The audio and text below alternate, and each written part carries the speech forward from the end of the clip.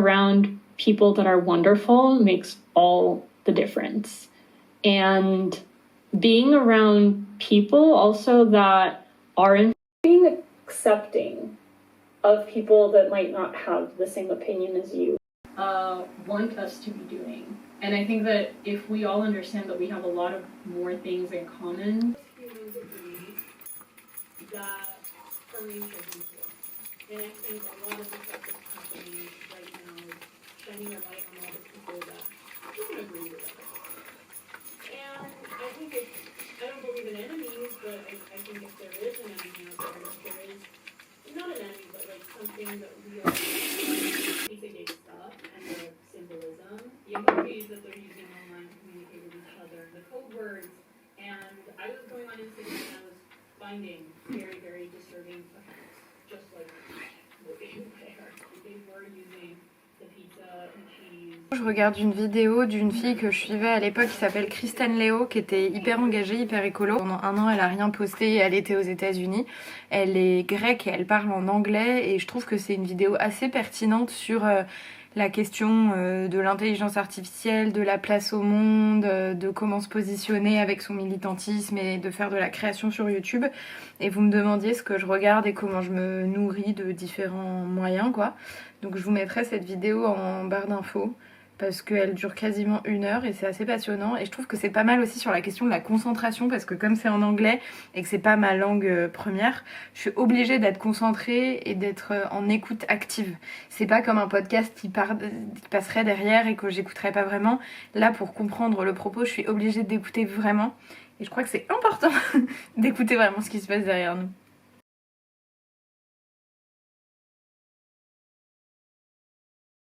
Je vais pas vous mettre, c'est chiant. Vous me demandiez aussi, là vous êtes littéralement sur un pchit-pchit, appelons. Déjeunant, je scrollais et j'ai découvert une mini interview de quotidien d'une artiste qui s'appelle Elsa Muse, qui existe depuis très longtemps et qui fait, là en l'occurrence, les backstage. Elle explique les backstage du tournage d'une pub pour Guerlain où elle a animé un mini-film d'une 30aine de secondes avec des petites marionnettes et c'est un travail qu'elle fait avec son studio depuis des années. Et bien cette femme là par exemple, son travail m'inspire beaucoup, aussi parce qu'elle a monté plusieurs entreprises, parce qu'elle est extrêmement créative et parce que dans cette vidéo c'est marrant mais elle porte sa fille en écharpe sans que ce soit absolument le sujet, mais juste elle est présente avec son bébé qui vient de naître en tant que femme mais en tant qu'artiste et en tant que chef d'entreprise. Et je trouve ça extrêmement inspirant, voilà, dans les petits trèfles qui viennent de passer sous mes yeux et qui m'inspirent un peu. Y arriverai-je un jour seulement à monter un empire pareil? Je suis pas certaine, mais enfin, toujours est-il que c'est ça. J'ai une grosse journée de prépa pour pas un tournage, parce que demain c'est un événement, mais c'est quand même une prépa. Et donc je vais garder ce sweat aujourd'hui pour me sentir confortable, au moins toute l'après-midi. Parce que j'ai appris que je faisais un extra au resto ce soir, et donc je travaille ce soir. Et ça je vous y emmènerai pas, parce que ça fait partie de mon autre activité de la vraie vie. Mais sachez que pour gagner ma vie, je fais beaucoup de métiers différents. Notamment serveuse de temps en temps. Wild, est-ce que vous voyez? Wild, voilà, qui est une marque... d'Angleterre qui m'a envoyé des petits produits et je suis trop contente. Le premier produit c'est un... Bon c'est très facile, c'est une pompe, mais en fait la pompe se recharge. Et je crois que le principe de la marque c'est de proposer des produits où tu achètes plus les contenants mais tu achètes juste les recharges intérieures. Mais il y a un petit scan pour les instructions et c'est ce que je vais faire. Il y a un déodorant roll-on que moi je n'ai pas.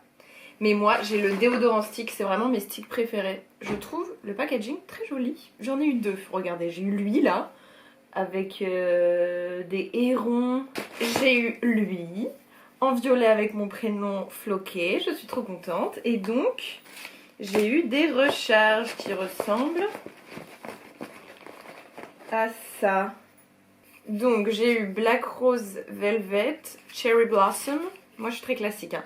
Coconut vanille et coton, sel, sea salt, sel de mer. 97% d'ingrédients naturels et les recharges sont biodégradables. Je vais mettre ça qui sent hyper naturel. Waouh, waouh, trop génial. Ok, ça ressemble à ça. Tout va bien. Voilà. Donc je referme, évidemment. J'ouvre ça, évidemment. Et ça marche, formidable! Et là, j'ai le déo qui sort. C'est trop bien, ça ressemble au packaging que moi j'ai. J'utilise en déodorant, c'est très mal, mais j'utilise les Men+, les déodorants pour mecs, et j'adore le système où c'est comme ça, justement, c'est la même chose, et j'ai une petite molette qui me permet de tourner le produit. Donc là, si ça peut être réutilisable et un peu plus naturel, et avec un peu moins de perturbateurs endocriniens, tant mieux! Je l'utiliserai et je vous en dirai des nouvelles sur s'il marche surtout. Je pense que ça c'est le plus important. Remove the lid, place the refill. Ok, bon bah ça c'est très facile. Enjoy your guilt-free body wash experience. Voilà, formidable. Donc ça c'est mon deuxième cadeau. Merci beaucoup, c'est trop sympa. Et après je pense qu'ils se sont gourés car j'ai eu une recharge de baume, mais j'ai pas eu le contenant du baume. À moins que je sois une quiche et que je sache pas fouiller. Et ça, c'est une noix de coconut vanilla. Trop bien. Ben, je vais leur demander quand même je vais leur demander quand même le contenant parce que sans c'est un peu galère. Et bah écoutez, merci beaucoup Wild pour tous ces cadeaux. Je suis trop contente. Si ça vous intéresse de vous renseigner sur la marque et de vous procurer ces petits produits magnifiques, je vous mets un lien en barre d'infos. Je me demande s'ils m'ont pas mis un code promo et si c'est le cas, évidemment, je vous le mettrai. Waouh! Ça brille, hein? Je suis très jaune. Comment on fait pour changer ça? C'est pas grave. En fait, je commence juste pour vous montrer la beauté de mon t-shirt. Je fais un peu une obsession sur ce genre de t-shirt à motif. J'en ai des iguales, regardez. À Noël dernier, mon frère m'avait offert celui-ci, qui est sublime aussi, que je n'ai pas assez malheureusement. En fait, je vais aller me coucher parce que je pars en week-end décalé, c'est-à-dire que demain on est jeudi, mais je pars en week-end jeudi, vendredi, pour qu'il y ait moins de monde, pour que ce soit moins cher. Et parce que c'est ça le luxe d'être freelance, pouvoir faire des week-ends en semaine. Je trouve qu'il n'y a rien de plus délicieux que d'être en décalage de la vie du commun des mortels. Donc demain je pars en week-end et du coup je range un peu. Et je me suis dit que j'allais aborder des trucs avec vous qui traînent. J'ai pas les moyens de changer de caméra et j'arrête pas de me répéter que il faudrait que j'ai du nouveau matériel pour tourner et tout parce que la qualité elle est pourrie. Mais en fait j'ai pas envie de ça, enfin j'ai pas les moyens, donc on va faire ça pour le moment. J'ai fait une nouvelle coupe, ça se voit pas trop, mais j'avais les pointes hyper abîmées, donc je suis allée chez un salon qui s'appelle Sculpt à Marseille, qu'on m'avait recommandé, et franchement trop bien. C'est un peu ambiance mannequin des années 2000. En tout cas moi c'est comme ça que je le vois, je suis un petit peu dégradée devant, voilà, bon là ils sont sales mais c'était pas trop cher, le mec était sympa, je suis venue sans idée, sans photo, j'étais juste en mode putain je me fais chier, mes cheveux me font chier, j'ai vraiment attendu le passage du cheval de feu. Parce que vous aussi vous avez été très ciblés par Instagram et tous ces contenus là qui disaient tout ce qu'il fallait pas faire le 17 et tout. Bon bah moi j'y ai cru mais comme faire quoi. Donc je me suis pas lavé les cheveux, je me suis pas coupé les cheveux, je sais plus ce qu'il fallait faire d'autre mais bon bref. Moi je suis très ravie de la crèche, c'était franchement pas cher, enfin au proportionnel de ce que coûtent les coiffeurs aujourd'hui. Et il y avait une femme qui s'appelait Paloma au bac qui m'a fait un massage du crâne qui était exceptionnel et rien que pour ça ben, j'ai adhéré à ce rendez-vous et ça m'a même donné envie de laisser un avis Google, donc je vais le faire, voilà, je vais peut-être même le faire devant vous.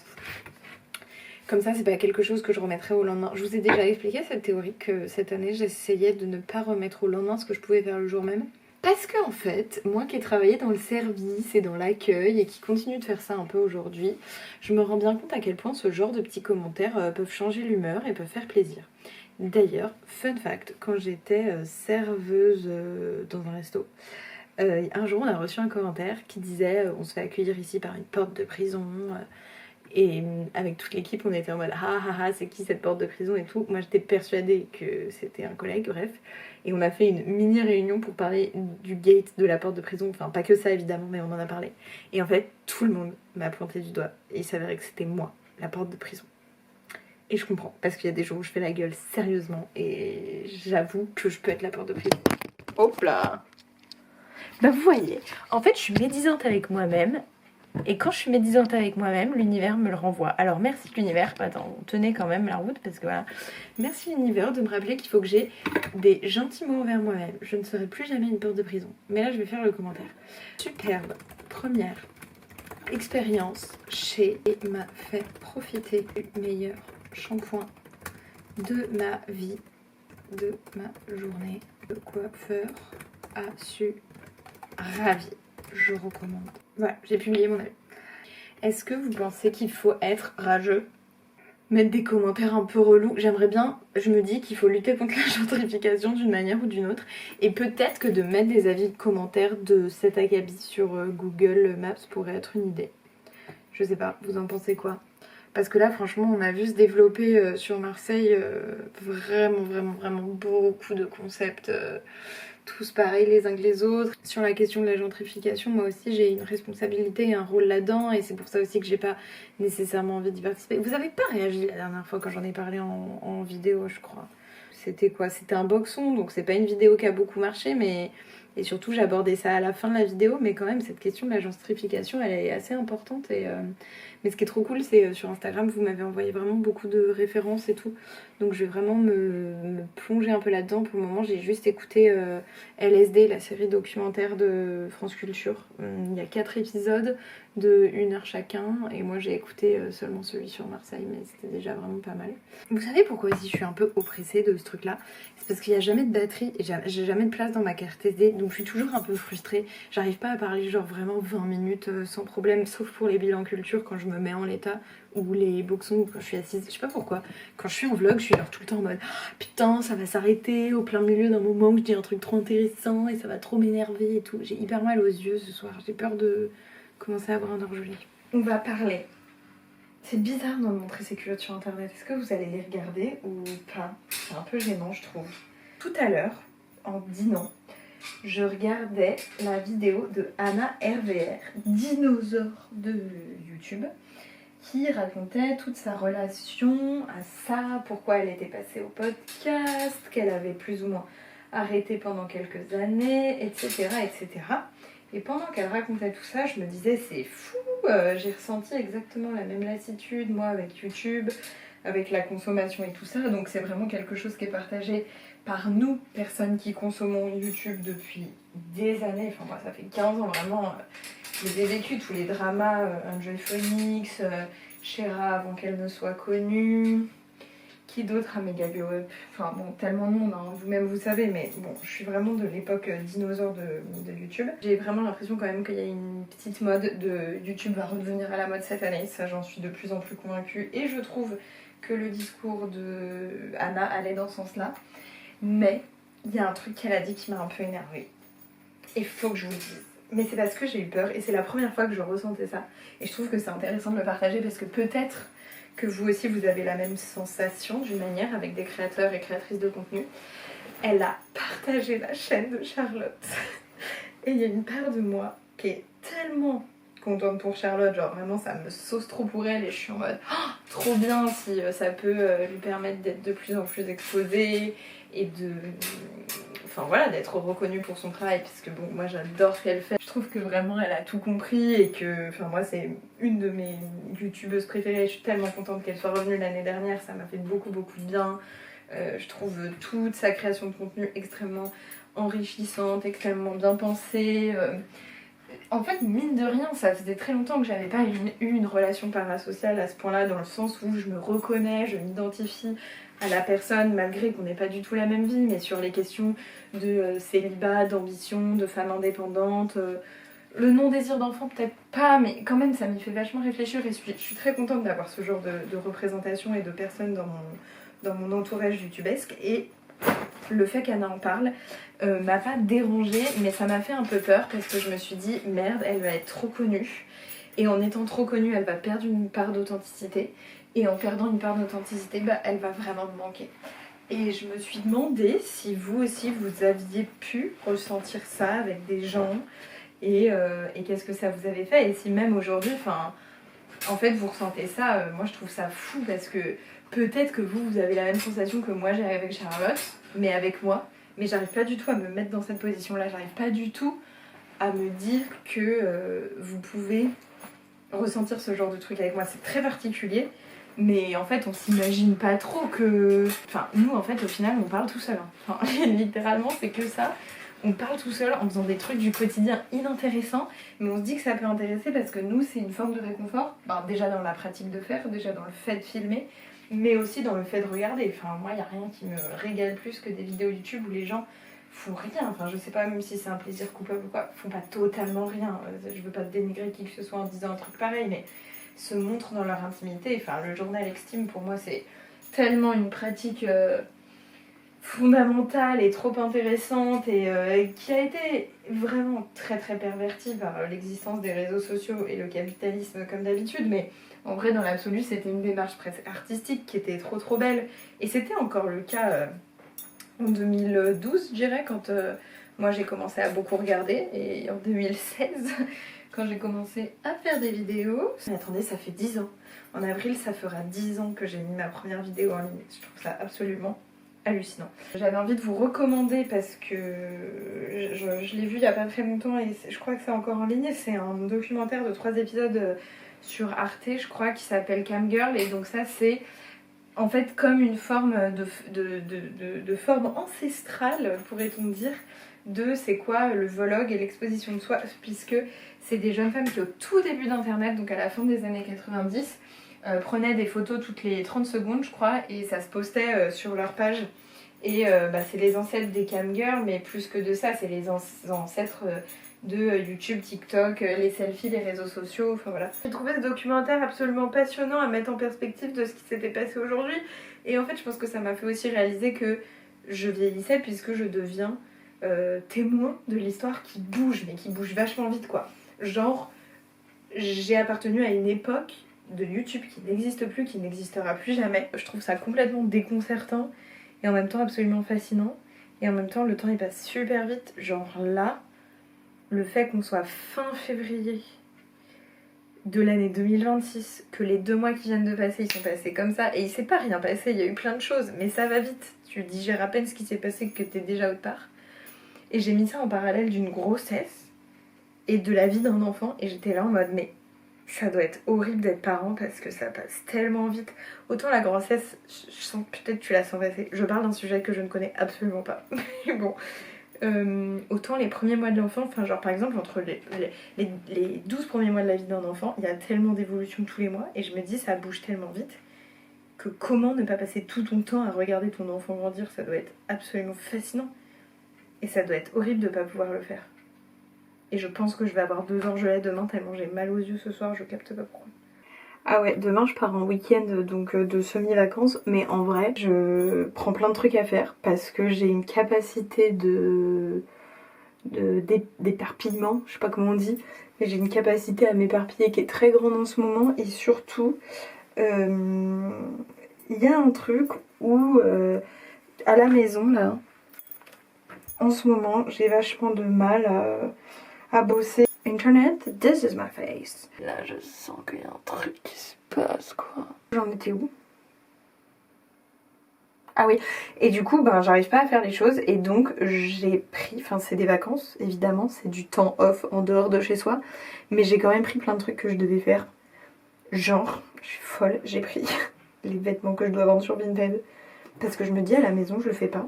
Je me dis, je suis incohérente. Après, si j'arrive à le faire, c'est formidable. Pourquoi j'ai des boutons? J'ai jamais eu de boutons dans ma vie. C'est quoi ces 2 traces là, abominables? Si vous saviez là à quel point je vieillis, je m'en rends compte. Genre regardez là, c'est marqué, ça bougera plus jamais. Ce soir j'ai essayé de bosser au maximum pour m'avancer et partir avec le moins de charge. Mais en fait, c'est ça aussi de rebosser pour d'autres personnes que soi.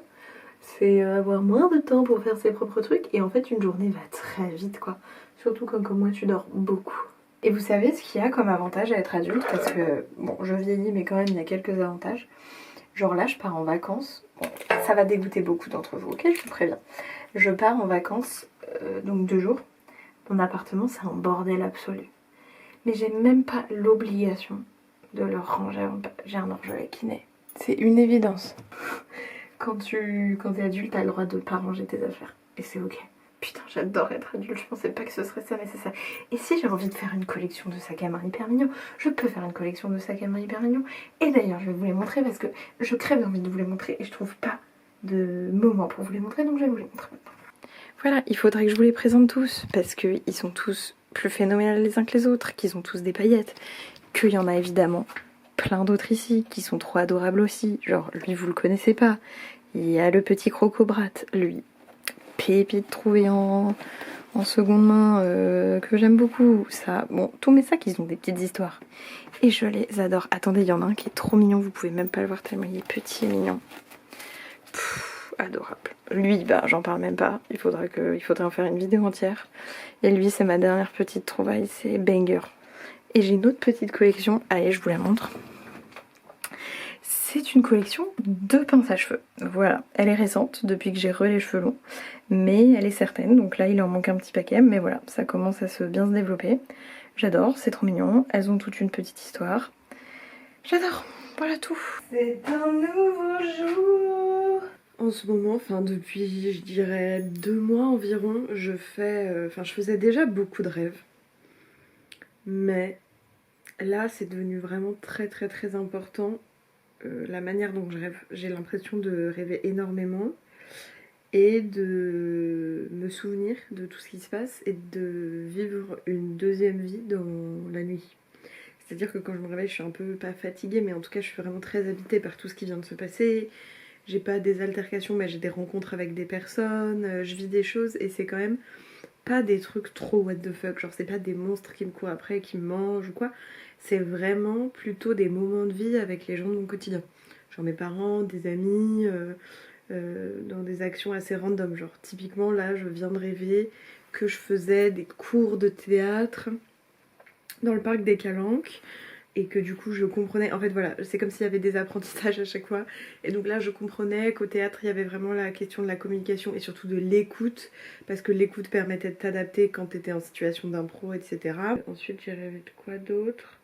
J'ai rêvé que je partais du parc et que j'étais la dernière parce qu'on m'avait fait passer sous des barbelés, que j'avais peur que les barbelés abîment mes vêtements et que finalement je m'étais retrouvée la dernière du groupe, entourée de barbelés autour des jambes et que j'avais tellement peur de rester dans la pénombre des calanques toute seule, donc j'avais une peur vraiment ressentie, une peur d'agression quoi, que je préférais partir avec les barbelés autour des jambes pour me remettre au niveau de la route et enlever les barbelés.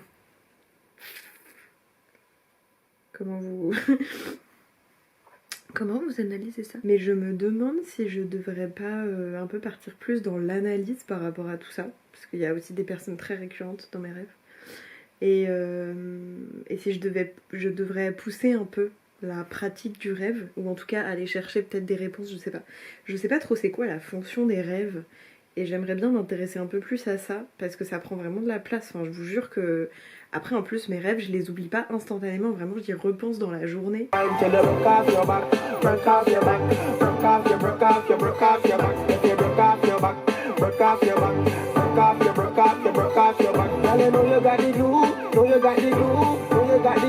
Moi, j'adore partir, je vous l'ai dit, non. Oui, je vous l'ai dit. J'adore partir en vacances au milieu de semaine et surtout, j'adore faire tout ce que j'avais pas le droit de faire quand j'étais petite. Donc tous mes plaisirs coupables. Et donc là j'ai raconté dans un petit journal toutes les journées et tous les trucs que j'ai adoré faire pendant ces mini-vacances. Mais je vous partagerai sur Instagram je pense. J'aime trop ce petit cahier, c'est un petit cahier que j'ai trouvé à la librairie de Toulon qui s'appelle Charlemagne. En fait c'est un cahier dans lequel est déjà préfait une forme de collage, découpage, comme si c'était des petites lettres d'inspiration japonaise. C'est pas du tout la thématique du voyage, mais j'ai trouvé ça trop joli. Je voulais vous montrer ça aussi. On a un petit plaisir coupable quand mes copines elles viennent à... Je sais pas pourquoi je dis coupable d'ailleurs, mais quand mes copines elles viennent on va chez... Barbotine. Barbotine c'est un truc à Marseille mais je suis sûre que ça existe dans d'autres villes et sous d'autres noms d'ailleurs parce que c'est juste un concept. C'est café céramique où en fait vous avez des pièces en céramique et vous êtes là pendant 2 heures pour les peindre. Je trouve que c'est une super chouette idée de cadeau et surtout c'est une activité qui recentre vachement parce que pendant 2 heures t'es hyper concentré sur la peinture et ça fait beaucoup de bien. En fait tu repars avec un objet ce qui est quand même assez agréable.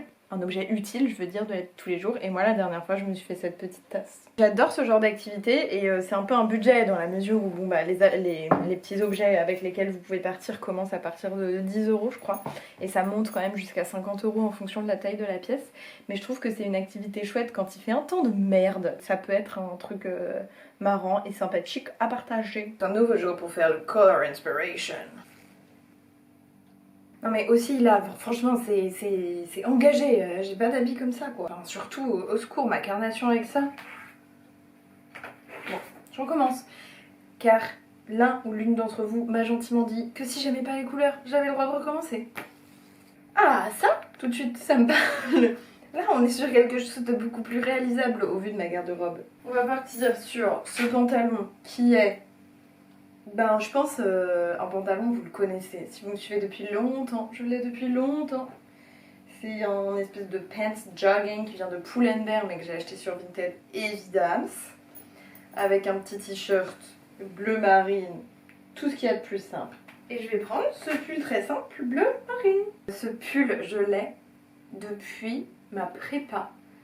Donc il y a 11 ans. Moi qui me critiquais de pas assez être écolo, je garde mes habits plus de 11 ans. Même si c'est de la fast fashion, parce que c'était un Zara. Mais écoutez, il tient super bien la route. Et donc ça fait 11 ans que je porte ce t-shirt. Fou, non? Moi je trouve fou, le pull. Je trouve ça fou. Je viens de passer ma matinée à chercher du boulot et à chercher un appart. Et je suis un peu fatiguée de cette situation et je me sens hyper triste et je me suis dit que d'en parler peut-être ça me ferait du bien. J'ai fait des études de cinéma et j'arrive pas à en faire mon métier, enfin c'est très très dur. Je trouve que c'est de plus en plus dur en tout cas de respecter sa propre personnalité, son mode de vie, ses besoins très premiers. Par exemple pour moi c'est plus du tout possible de vivre en ville à Paris.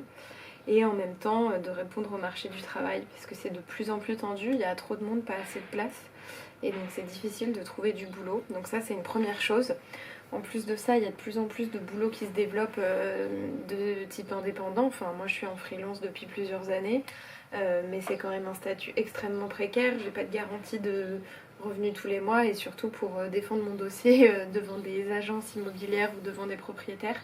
C'est très compliqué aussi. On est dans une société qui valorise plus du tout ça et qui a très très peur de personnes qui paieraient pas leur loyer, ce que je comprends, mais il y a une espèce de méfiance qui est immensissime, ce qui fait qu'on demande énormément de garanties à tout le monde et de l'argent qui plus est. Et les loyers ont vraiment aussi énormément augmenté à Marseille depuis quelques années et je me retrouve dans une situation où mon propriétaire récupère son appartement, puisque comme tous les Parisiens, il a investi dans l'immobilier à Marseille quand ça coûtait que dalle et il s'est fait des couilles en or et maintenant il récupère l'appart quand la ville devient plus intéressante qu'à gentrifier. En plus, c'est compliqué parce que j'ai un âge bâtard, vraiment littéralement pour la société, j'ai 30 ans. 31 ans bientôt et je suis pas en couple, j'ai pas de CDI, j'ai pas acheté, j'ai pas de projet immobilier, j'ai une vie assez volage, enfin je sais pas si on peut dire ça comme ça, mais en tout cas je gagne ma vie de manière aléatoire par rapport à des projets en fonction des mois. Et ça convient pas du tout à la société et pourtant je suis blanche, bourgeoise, j'ai fait des études, j'ai une licence, un master, 2 formations supplémentaires, monté une association depuis 1 an. Non, ça suffit pas. Et j'avoue que c'est extrêmement démoralisant de voir des cages à rats de 17 mètres carrés pour plus de 600 € par mois. Déjà en termes de droits humains, je trouve que c'est d'une indécence, mais bon. Et je suis pas tant exigeante que ça, enfin vraiment là je vis actuellement dans 22 mètres carrés et je m'en satisfais. Là je suis très triste ce matin de voir que il n'y a plus de valeur du tout de partage, etc. Puis même en fait quand je regarde le marché du travail et comment il évolue, ce vers quoi il évolue, je réalise bien qu'on précarise à mort le marché, on fait en sorte que tout le monde devienne free pour pouvoir virer les gens tout le temps. Enfin, par exemple, là, je venais de trouver une autre mission qui m'avait beaucoup rassurée par rapport à mes rentrées d'argent. Et finalement, on vient de m'enlever la moitié de mes heures pour cette mission.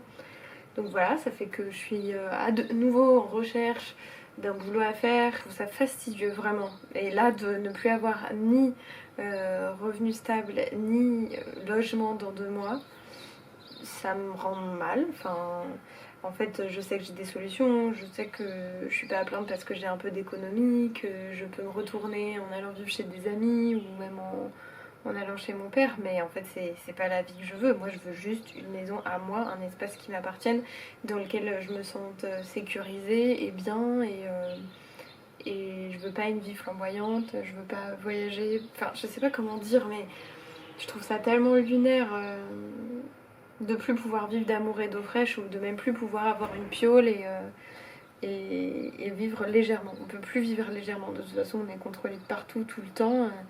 Mais la société elle nous pousse vers toujours plus de capitalisme, de consommation, tout est de plus en plus dur, enfin tout se précarise à mort. C'est vraiment difficile, je trouve ça vraiment très difficile. Et encore une fois, je me rappelle et je continue de le répéter, ma situation extrêmement privilégiée à bien des égards. Mais voilà, c'est assez terrifiant quoi. Je me dis que j'ai beaucoup de chance de pas avoir d'enfants à charge, d'être dans ma propre liberté, d'être aussi débrouillarde, d'avoir récupéré ma santé mentale d'une manière parce que j'ai encore un peu d'élan pour chercher tout ça et un entourage aussi qui m'aide quoi. Mais c'est chaud.